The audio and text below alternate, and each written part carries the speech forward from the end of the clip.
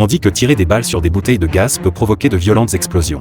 Et de tels scénarios ont été présentés dans les films de James Bond. Pour vérifier la validité de cette affirmation, l'équipe de vérification des rumeurs a discrètement sorti la bouteille de gaz du voisin. Et cette bouteille contenait 83 litres de gaz inflammable. De plus, la pression à l'intérieur de la paroi de la bouteille atteignait 1600 kPa. Une fois que la bouteille est percée par une balle, le gaz sous haute pression s'échappe instantanément.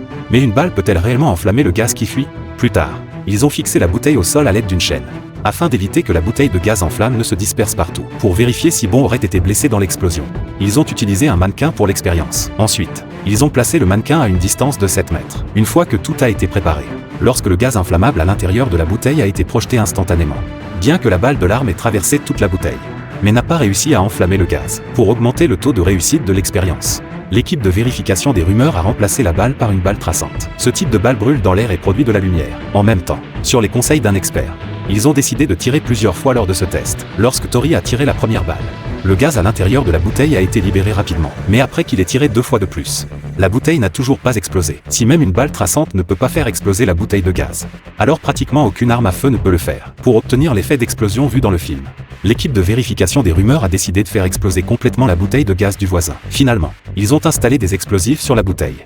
Puis Kelly a déclenché l'explosion à distance en activant l'interrupteur. La bouteille de gaz est devenue instantanément une énorme boule de feu. Plus tard, lors de l'inspection de la scène, ils ont constaté que la bouteille avait été déchirée en morceaux, et le mannequin placé à 7 mètres était presque carbonisé. Donc, la puissance d'un pistolet est insuffisante pour percer la bouteille. Et le scénario dans le film est complètement absurde. L'essentiel est de ne pas tenter de reproduire cela.